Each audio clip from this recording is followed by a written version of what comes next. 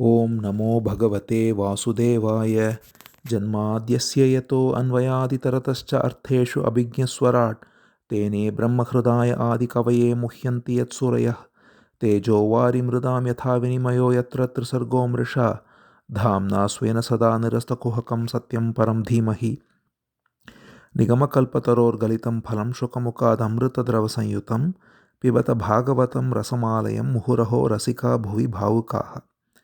We now enter the 13th chapter of the 10th Skandha of Bhagavatam.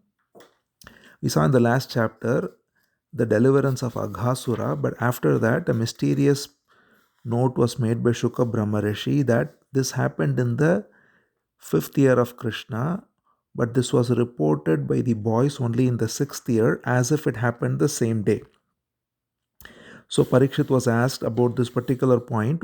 How is it possible that it happened in the 5th year of Krishna, but it took 1 year, and not only that, after 1 year the boys felt it was an incident that happened the same day. So Shuka Brahma Rishi responds to him now, begins this chapter. He says, you made a very good inquiry, because Parikshit is asking very perfect questions at each point to bring out more and more stories of Krishna. So because of this, Shuka Brahma Rishi says, Sadhu Prishtam Mahabhaga Tvaya Bhagavatottama Yan Nutanayasishasya Shunvanapi Katham Muhuhu. He says, Sadhu Prishtam, you have asked a very good question, O great Bhagavata, because Yan Nutana, it's like you are listening to it new. That is the way to listen. Even though you've been listening all these days, we are now in the 10th Skandha. He has been listening continuously for this whole week. It's the 5th day or 6th day now, and he is listening continuously and yet without any tiredness, any fatigue, and listening with fresh ears. He is therefore listening very inquisitively, and Shuka Brahman appreciates it and says, this is the most natural thing for those who are truly virtuous. They always find the story of Krishna to be new each time. He says, Pratikshanam Navyavavad Achyutasya Yat. So Achyuta Krishna stories are new each time. Each time we listen to the teachings of Krishna, to the pastimes of Krishna, to the stories of the Bhagavatas, it has to be listened with fresh ears, not like I have known it already and therefore just listening from our memory, but instead listening with fresh ears. That's what Parikshit demonstrates, and therefore Shuka Brahman says, I will tell you the secret of what happened, because the teachers are very happy to share the most confidential secrets with their dear loving disciples. He says, Guhyam vadamite bruyuhu snigdhasya shishyasya guravo guhyam apiyuta. Snigdhasya shishyasya means the shishya, the disciple who is very affectionate, snigdha. In him, the guru confides the most confidential secret. So he says, I'll tell you the mystery behind what happened. He says, after that day, so that day, we saw that it all started with going on a picnic where everybody packed their food and went to the forest and they all played. We saw all the wonderful games they played. And after the play, they were little tired, and at that time this Aghasura came and he had to be finished off. One important thing to notice is, even in the last chapter we saw that Balaram was not there. Normally Balaram also accompanies on all these pastimes, but on that particular day Balaram did not come because he was held back by his mother for something else, and this is very important, and it's all arranged perfectly by Yogamaya, because Krishna came with all his other friends and all the other friends were eaten up by Aghasura, and then Krishna entered Aghasura's belly and tore him apart and then also liberated him. We saw that. But after that, they were all quite hungry and they had come to eat food. They had all got food. So Krishna tells them, oh friends, now we are free. We have gotten rid of this Aghasura. So now let's look at this beautiful river bank. It is looking so delightful, so beautiful. There is all these trees and all these birds are chirping. There is lotus flowers. So let us have our midday meal right here.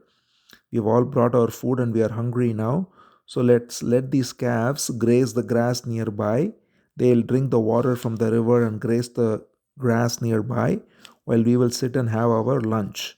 So everybody is happy and they all delightfully want to have lunch with Krishna. And they all sit around. So, very beautifully, Krishna sits in the middle, and all the boys make a circle around Krishna. Everybody wants to see Krishna, so Krishna turns around and he is visible to all of them. And they are all sitting, it is said beautifully, just as the petals of a lotus are on all directions of the from the middle of the lotus. Similarly, in the middle is Krishna, and like petals, all these boys are surrounding Krishna with blooming eyes. And they're all eating. They are using various plates. Some are using leaves as plates. Some are using the slabs that is there, the rock, and putting the food on top of that. Some are using some flowers and so on.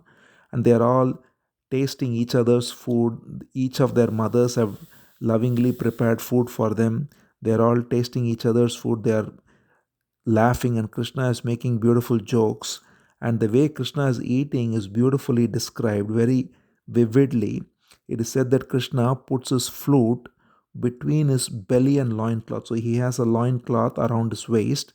So he tucks the flute between the belly and the loincloth on the right side. And on the left side, he keeps his bugle, the horn bugle which he blows to make sound. He keeps the bugle and the cane. The cane is used to drive the calves. So he keeps them both on the left side. And then, interestingly, it is described that he eats yogurt rice. So this is something which is very commonly eaten in South India. And very surprisingly, Shuka Brahma Rishi says that's exactly what Krishna eats. So it is known that the tradition of eating yogurt rice is as ancient as Krishna's time, and it was eaten by Krishna himself. It says Mrisana Kavalam. So this is the word for Masrana Kavalam. Sorry. Masrana Kavalam is the word for yogurt rice. And this Masrana Kavalam is what Krishna holds in his hand. And he has got some fruits, it is said, tucked between his fingers. And so he bites on a fruit and then he takes a morsel of this yogurt rice and then he shares it with his friends and they give his food. And they are all enjoying the wonderful pastime. And when this is happening, they suddenly notice that the calves who are grazing the grass, they have wandered away and they are not seeing the calves anymore. They are out of their sight. So everybody is worried. But Krishna says, don't disturb your lunch. You all continue eating. I'll go and find them. So saying this, he gets up and goes. Meanwhile, Brahma is there. So we saw already in Aghasura's deliverance that Brahma had come down and he was quite mystified to see this great demon Aghasura killed by Krishna. But then now he is confused that Krishna is eating food with all these friends. In fact, here Shuka Brahma Rishi says, referring to Krishna eating, he calls him Yajnabhug. Yajnabhug means one who eats only sacrifices. So Krishna, who is Narayana, who only takes the, or who is the only enjoyer of all sacrifices, here he is eating ordinary food made by the gopis, the mothers of all these cowherd boys, making jokes and eating food in a very ordinary human way like a child. So Brahma is a little mystified by this and he gets deluded into wanting to test Krishna. He thinks, how is it that he is eating food and playing and joking all like a regular boy? Is he truly the Supreme Being? So he wants to test him, and so he gets deluded in this way. So what he does is he carries away all the calves that are wandered, he carries them away and puts them inside a cave. And then when Krishna goes looking for them, he comes to the river bank and then he takes all the boys away as well, all the cowherd boys who are sitting alone now, that is sitting with each other without Krishna. He takes them all away as well and then puts them in the same cave and he puts them in sleep, in a mystical sleep by his mystic power. So Krishna comes back, he finds that the boys are also not there, calves are also not there. He instantly knows what happens. Krishna knows everything. So being the witness of all, being the in the heart of all beings, Krishna says in the Gita, Sarvasya chaham hridi sannivishto matta smritir jnanam apohanam cha. I am in the hearts of all, and from me comes memory and forgetfulness. Therefore, he knows exactly what has happened. He is in the heart of Brahma himself. So Krishna knows that Brahma has done this play. So Krishna could easily now go and reveal Brahma's play and get back the boys, but Krishna instead decided to play a different pastime, which was he decided to take the form of all the boys and all the calves. So this has a very mysterious reason behind it, because all the mothers of these boys, they all loved Krishna more dearly than their own son. So Krishna is the son of Yashoda, and there are all these other boys and their mothers. Normally, the mothers love their own boys more than anything, but because Krishna is the supreme being and he was so supremely attractive in every way, all these mothers loved Krishna so dearly, and not only that, they wanted to be the mother of Krishna. They had this secret desire, they wished that they could be mother of Krishna as well. And similarly, all the cows loved Krishna so dearly. So Krishna thought he will use this opportunity to bestow this benediction on the mothers and the cows. He will himself expand to be the sons, that is, all the cowherd boys and all the calves, taking their forms, and he goes back. Because Brahma has gone back to his abode, Brahmaloka, for a moment, and as seen before as well, time operates differently because Brahmaloka is in a different realm, and one moment in Brahmaloka is 1 year on earthly realm. So Brahma has put all these boys in a mystic sleep and gone away for a moment to his loka, and in that moment a whole year would pass here. So for that entire year, Krishna, what he does is he expands himself through his yoga maya. So that is why Krishna is Yogeshwara, he is the master of all yogas. So he expands himself as all the boys, and it is said very beautifully, he had everything. So whatever the boys had, they had the same size. He took on the same size of their hands, their feet, their limbs, their bodies. He had the same whistles, the same flutes, the same leaves, the same bags. He had the same ornaments, the same clothes. He had the same name, same appearance, same age. He took on the forms of every single boy who had come along with him, and he also took on the form of every single calf that had come along, and they are all taken away by Brahma. So he takes the form of all of them, and then he drives them as if he is driving. He is actually himself the calves. So as if the boys are driving the calves back to Vrindavana, Krishna as the boys drives Krishna as the calves, and they all come back to Vrindavana. And as soon as they enter the houses, it is said that he stayed in each house as the boy, as the respective cowherd boy. And seeing him, the mothers were filled with so much love, they couldn't understand why they were filled with such excessive love. They normally, of course, love their boys, but today, when they all came back, it is like they were filled with so much love. They were still looking in the same form as the boys, as we saw. They don't look like Krishna. Everybody, Krishna has taken the form exactly as each boy, how he looks, how he talks, how he moves.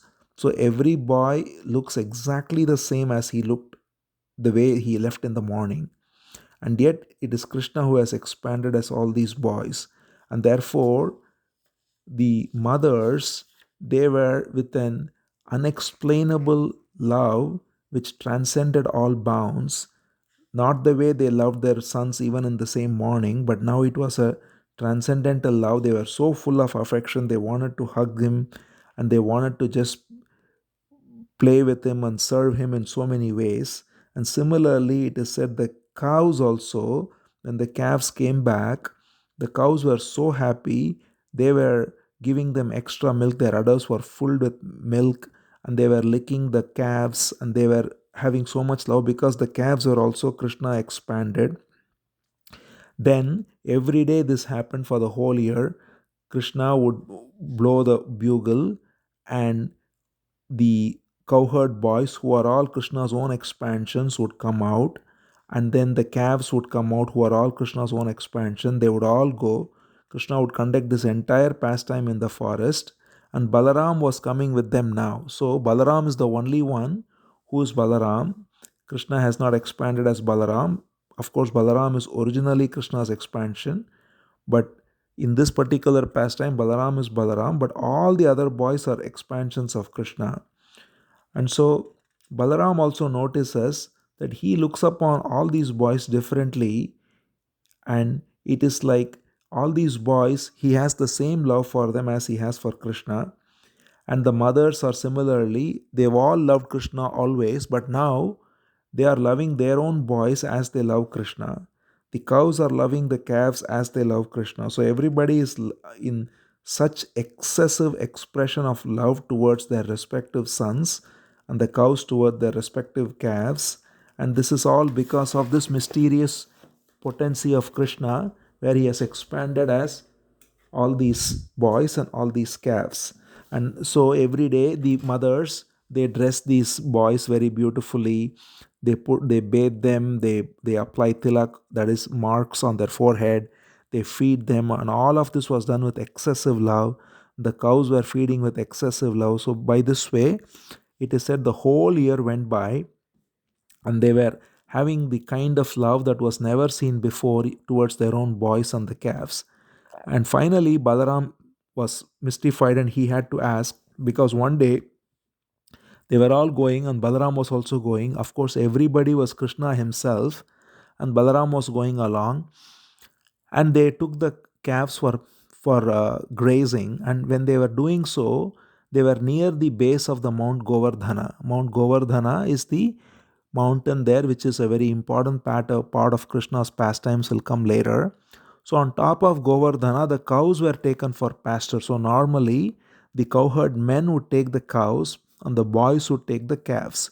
So the men had taken the cows, and they were all on the top of Mount Govardhana, and on the bottom Krishna with Balaram and all the boys who were Krishna himself and all the calves who were also Krishna himself were all there. And the cows on the top of the mountain somehow saw these calves, and they started literally running, because the cows, they normally don't do that, but these calves, being Krishna himself, the cows couldn't control themselves, that is, and they just came running down the mountain so fast that the cowherd men were worried that the cows may be injured. They came running behind them, and the cows ran so fast. They had actually got new calves, and normally when the cow has new calf, it gives milk only to the new calf, and the grown up calves don't get the milk. But in this case, all the grown up calves who were actually Krishna were getting all the milk. And these cowherd men, who were first angry with the cows because they came down, they had to run behind the cows and worried that the cows may hurt themselves and so on. But when they came down and the cows were feeding the calves, they instantly saw all their own boys, because all the boys also are expansions of Krishna. The moment they saw the boys, their anger flew out the window, and they were also filled with so much love, they hugged their boys. So the fathers were also thus filled with so much love for the sons. They hugged them, they smelled the crown of their head, and they were highly gratified. So, looking at all this, Balaram was, of course, very curious. So, Balaram was wondering what is going on, because this seems like some Maya, that everybody is so drawn to these boys. Even I am drawn so much to these boys. What's going on? He says, Kim etad adbhutamiva. What is this wonder? He says, Vasudeve Akila Atmani Vrajasya Satmanasto Keshva Purvam Prema Vardhate. He says, as if all of these are Vasudeva, all of these are Krishna himself, the love is increasing. Prema Vardhate, the prema, the love for all these boys, all these calves is increasing every day. When one thinks this is the highest expression of love, there is more love the next day, the more love, then more love the next day, and so on. So in this way he contemplates, and then Balaram being also divine, he instantly realizes that in fact all of these are Krishna himself. It says here, iti sanchintya dasharho vatsan savayasanapi Sarvanachashta Vaikuntam Chakshusha Vayunena Saha. He recognizes that all of these are Vaikunta, that is Krishna himself. So then he addresses Krishna and he says, "Oh Krishna, I thought all these boys are the Devatas and all these calves are Rishis. So that is the inner secret that only Krishna and Balaram know. We already saw this, that before Krishna is appeared here, all the Devatas were sent down to be the cowherd men and women, and the calves are actually Rishis, all the cows and calves who are in Vrindavan." So Balaram says, in now, though normally I know that all the cowherd men are devatas and all the calves are rishis, now I notice that they are neither devatas nor rishis, they are in fact you alone. He says, "Na yete suresha rishayona chete tvameva bhasisha bidrashrayepi." They are not suresha. Suresha means devas, and na rishayah, not rishis, not sages, but tvameva, they are you alone. Sarvam prutaktvam nigamat katam. So he says, how is this happened? So then Krishna tells what has happened, the play by Brahma, and in turn Krishna's mystic potency by which he has countered the play of Brahma, which will teach Brahma a lesson, but meanwhile which has filled all the mothers, all the fathers, all the cows of Vrindavan with so much love, and secretly fulfilling their long cherished desire of being the mother of Krishna, being the father of Krishna, and so on. So, meanwhile, after a year has passed, Brahma comes back, and when Brahma comes back, now he is bewildered because he comes there and he instantly sees that Krishna. Brahma has, of course, come back only after a moment of his time, but as we mentioned already, that is like a year here on earth. So, when he comes back, he notices that all the boys and all the calves are playing with Krishna. He thinks, how is this possible?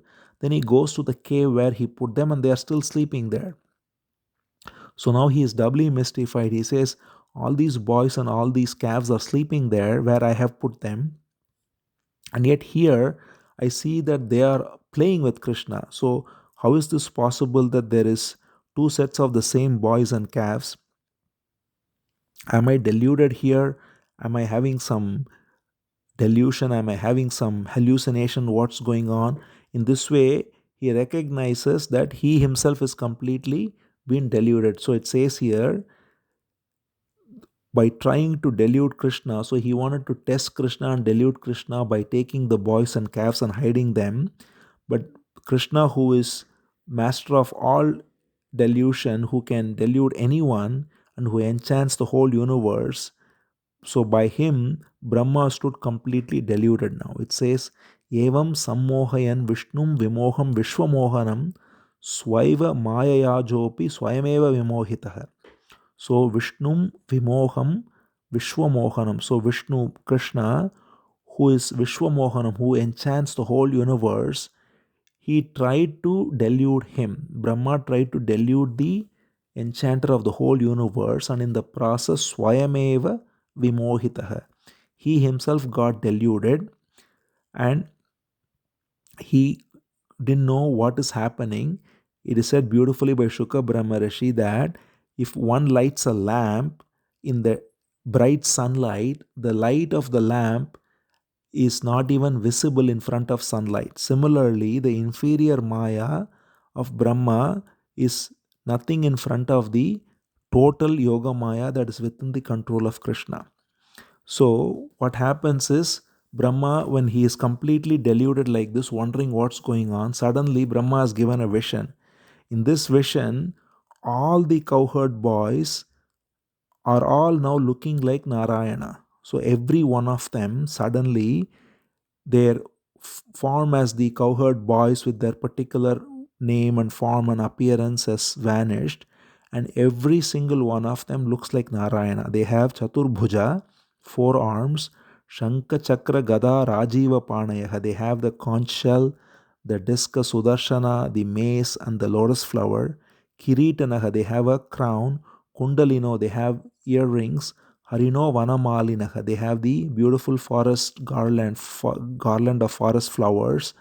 They have Srivatsang, they have the all the marks. So the Srivatsa mark, the Kaustubha gem, the lotus feet of Krishna, the various ornaments that are worn by Narayana, everything is seen in the form of every single one of those boys. In other words, he didn't see any of the boys anymore. There was only as many forms of Narayana as there were number of boys. And every one of them was looking exactly identical as Narayana, and they were all bestowing their glances upon Brahma, and they were all surrounded by all the musical instruments and all kinds of personifications. Time itself was personified surrounding. So all the potencies of the Supreme Being, such as time, such as his Maya, such as the 24 principles we've seen in Sankhya Yoga, back in third Skandha, Kapila describes the 24 principles of Prakriti, which is the Mahatattva, the Prakriti, the Mahatattva, the Ahankara, the Manas, and then the five subtle elements, the five senses of perception, the five senses of knowledge, the five elements. All these 24 are personified, and they are all serving each one of the forms of Narayana. The time spirit, karma, kama, gunas, all of them are glorifying Narayana, and every one of them is seen as an embodiment of Satchit Ananda. There is a beautiful verse Shuka Brahmam says, Satya Jnana Ananta Ananda Matraika Rasamurtayah. They are all, each one of them are murtis or embodiments of Satya Jnana Ananta Ananda Matra. So that is truth, consciousness, infinitude, and total bliss, and eka rasa murteha, and they are of the highest taste as well. So they are all satya jnana ananta ananda matreka rasa murteha, and their glory is such that even one who knows all Upanishads cannot approach them. He says, Asprishta bhuri mahatmya api hi Upanishad drisham. So one who has even read all the Upanishads cannot understand or touch the glory of the infinite being, and that infinite being is there in multiple forms as each one of the boys. And in this way, Brahma saw the Supreme Being Brahman as the forms of all these boys. It says here, Evam Sakrit Dadarshaja Parabrahmatmane Akhilan Yasya Bhasa Sarvamidam Vibhati Sacharacharam. He saw every one of them, every one of those forms as identical with the Supreme Parabrahma Atmana Akhilan. That is, the Supreme Brahman, the soul of the universe, in whose effulgence alone the whole creation is manifest. So now he is completely in great wonder. All his senses are all completely overpowered by the splendor, and he becomes frozen like a doll. It says Brahma is frozen like a doll, and he who is the Lord of all learning. So here Brahma is referred to as the Lord. So Brahma is considered the spouse of Saraswati, the husband of Saraswati, who is the goddess of learning. So Saraswati is called Ira, so he is called Iresha. So Iresha, that is the husband of the goddess of learning, and therefore master of all learning, who has known all the Vedas. He was completely perplexed, confused, deluded now, and he cannot comprehend through any reason what has happened. And so he recognizes that this Supreme Being Krishna, whose glory is untouched by the intellect, whose very nature is bliss, who is beyond Maya, who cannot be known by any scriptures, who can only be understood through negating the false, he sees that Krishna as all these divine forms, as every one of the boys, and he is completely perplexed. And when he is filled with this perplexity, Krishna removes this curtain of Maya, and that vision is taken off of Brahma's eyes, and now again he regains the regular vision, and he sees that there is only the beautiful Vrindavan garden now. He sees the entire village of Vrindavan. All the boys have come back. They have been woken up from their sleep in the cave. They have all come back, and the vision of Krishna having expanded into all of them, and then giving the vision, special vision of every one of them as Narayana has been withdrawn. The boys have come back, and Brahma now sees that everything is suddenly looking exactly as it was a year ago when all these boys are playing there. Vrindavan is beautiful and there is animals going around and everybody is friendly, and it is as if nothing has happened. Brahma is now completely, not just his delusion is gone, but he is completely overwhelmed. He who wanted to have the slightest desire to test Krishna now recognizes the glory of Krishna. He recognizes the incomparable, transcendent, infinite glory of Krishna, who is just there playing the role of a child and playing with calves and other companions and having and eating this simple yogurt rice. So, this is what Brahma recognizes. So, outwardly, the one who is simply playing with cowherd boys, eating yogurt rice and playing the flute and making jokes, he sees the same vision again what he saw 1 year back, and yet this entire year he has been completely, his little trick has been completely overpowered. Krishna expanded as all these boys, all these calves, and furthermore he gave him this vision that completely bewildered him. And so Brahma recognizes that this outer form of the simple cowherd boy is the storehouse of all infinite potencies. He is the Supreme Being, and he recognizes his folly in attempting to even test him. So immediately he comes down on the ground. It is said that he comes down from a swan and he falls down straight away like a stick. So Dandavat, it is said, he falls down straight away like a stick, and he touches the lotus feet of the Lord with his crown, and he bows down, and he's got tears of both joy and also uh, remorse for having tested the Lord. And so he is crying and he is completely overwhelmed with love. So it says here, Uttayo Uttaya Krishnasya Chirasya Padayof Patan Aste Mahitvam Prag Drashtum Smritva Smritva Punaf Punah. Again and again, remembering again and again the glory of Krishna, what he has witnessed, the pastime that has happened, and the glory of this vision of so many forms of Narayana that is so bewildering for him to look at, the glory of Krishna's mystical potency. He is remembering it smritva smritva punaf punah, again and again recollecting it. He is putting his head at the lotus feet of Krishna. Krishnasya chirasya padayof patan. So he is putting his head on the lotus feet of Krishna, and then he slowly rises up, rubs his eyes, clears off the tears, and with his head bent low, he is now about to offer a beautiful prayer to the Supreme Lord with great humility and love.